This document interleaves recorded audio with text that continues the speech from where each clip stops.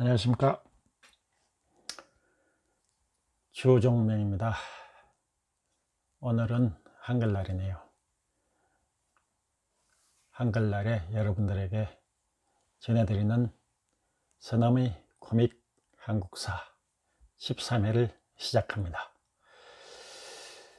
오늘은 그 요하 문명이 왜 배달국가 단군 조선의 문화인지 소개해주는 시간으로서 요하 문명의 연대와 배달국, 단군 조선, 이와 같이 환단고교에 나오는 연대가 어떻게 맞물려 있는지를 살펴보는 시간이 되겠습니다.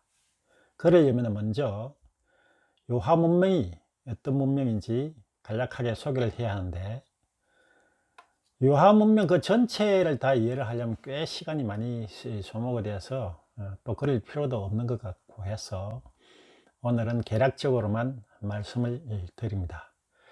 제가 그 그림으로 보여드리는 자료를 참고를 하시면 되겠는데, 중국에는 옛날부터 이제 자기들이 세계 4대 문명 중에 하나라고 알려져 있는 앙소 문화를 중심으로 한 황화 문명이 하나가 있었고요.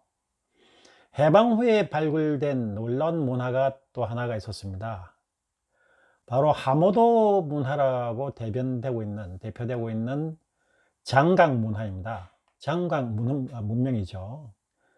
장강 문명은 황하 문명이 BC 약 4000년경에 시작된 걸로 보는데, 장강 문명은 오히려 1000년이 올라가서 BC 5000년부터 시작되는 것으로 알려져 있습니다. 그런데 요하 문명은 또 장강 문명보다도 약 1000년, 빠르면 2000년이 더 빠르게 되는 BC 7000년부터 시작되고 있다는 사실이죠. 다시 말해서 세계에서 가장 오래된 문명이 바로 중국 땅에서 발굴이 된 것입니다. 중국 사람들은 놀라지 않을 수 없었겠죠. 자, 그래서 이 요하 문명이 발굴되면서부터 여러 가지 문화들이 그 요하 문명의 내부에는 여러 가지 문화가 있는데, 간략하게 몇 가지를 소개해 드리자면은, 제일 오래된 이제 문화가 소하서 문화가 되겠습니다.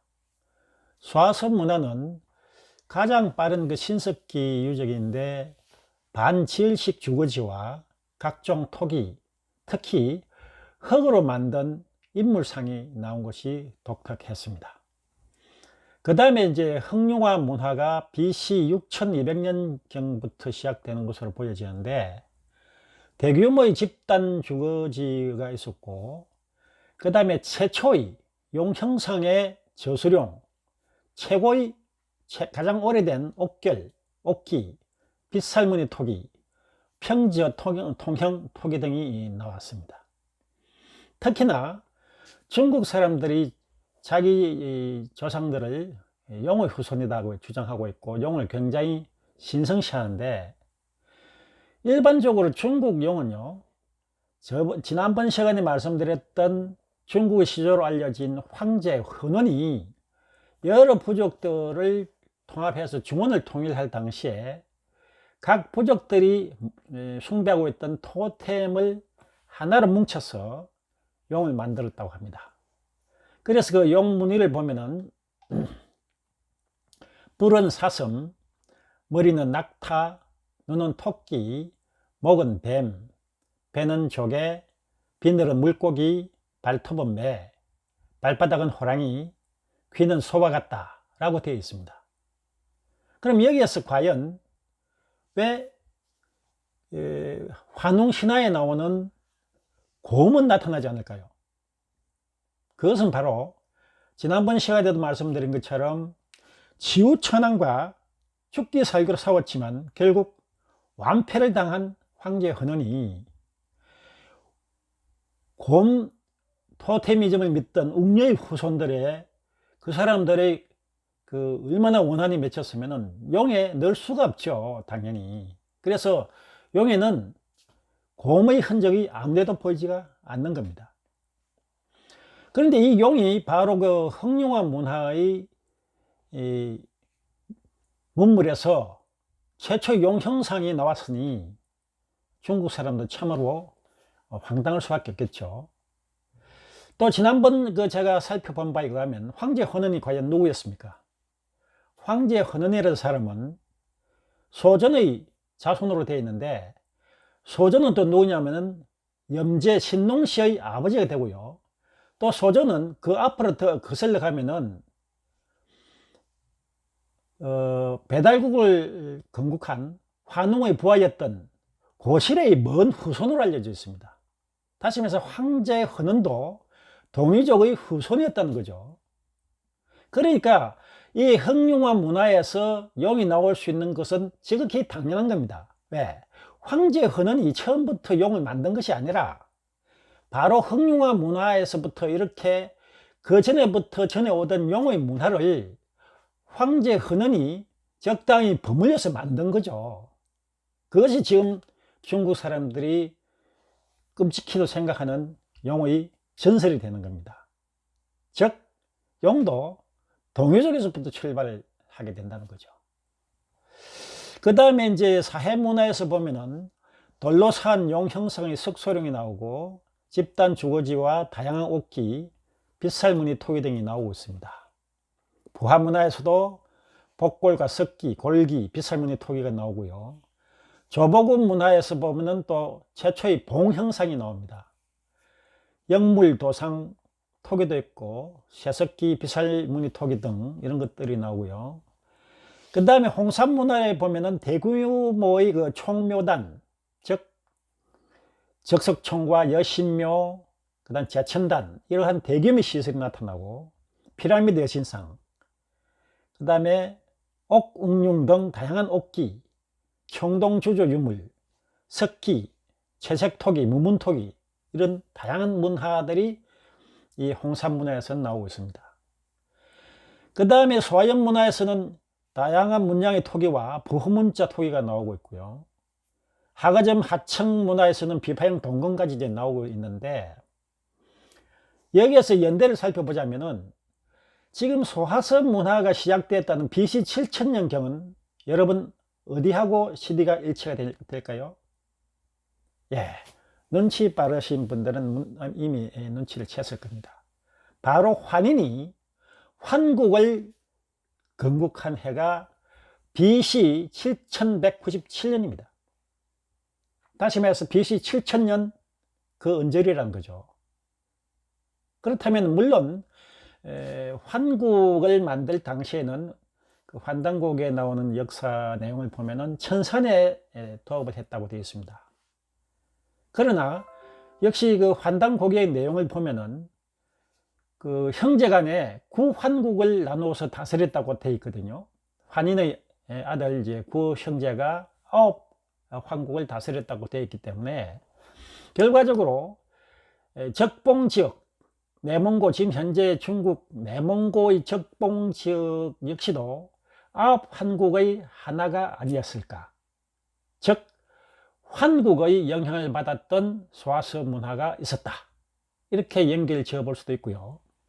그 다음 두 번째로 홍산 문화가 가장 활발하게 될 때가 언제냐 하면은 BC 한 4500년, 4000년 정도 되는데, 이때가 바로 배달국을 환웅 천황이 세웠던 BC 3898년과 거의 시대가 비슷하다는 거죠.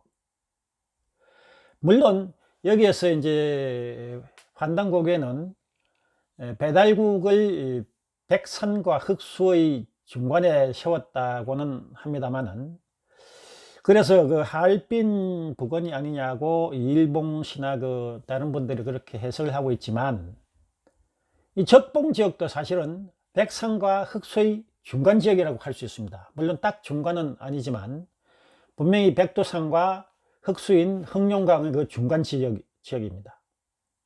그래서 사실 우리가 그 배달국을 세웠다는 곳이 이 적봉 인근이 아니었을까. 그리고 그 시기가 가장 홍산 문화가 가장 발달한 시기가 아니었을까 라는 생각을 하게 되고요. 그 다음에 그 홍산 문화에 보면 청동주조 유물이 드디어 나옵니다. 지우 천왕인 자오지 천왕의 통치 시대가 BC 2700년대이니까 지금 홍산 문화와 소하연 문화의 그 언저리가 바로 치우 천왕이 바로 청동기로 가지고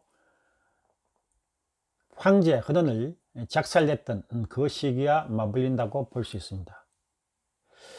여러분이 아시다시피 지금 오늘날에서는 그 전력의 대부분을 원자력에서 많이 얻는다고 하는데, 원자력도 사실은 우리가 원자력으로 생활을 하기 이전에 원자폭탄으로 먼저 개발되었지 않습니까?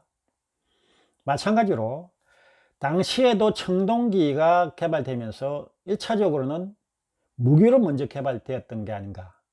그래서 일반 생활에 청동기가 적용되기 이전에 지우천왕이 청동기의 그 장점을 살려서 무기로 먼저 개발했고, 그 청동기로 무장한 배달국의 용사들이 황제 헌원의 군대를 73번이나 싸워서 당록대전에서 작살을 내는 결과가 되었던 것으로 보여집니다.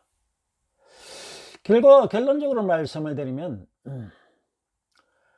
요하 문명과 환국, 배달국, 단군조선의 역사 성립 시기가 이렇게 상당히 맞물려 있는 것으로 보면은 이 지역이 바로 배달국의 본거지가 아니었나 라고 생각해 볼 수 있습니다.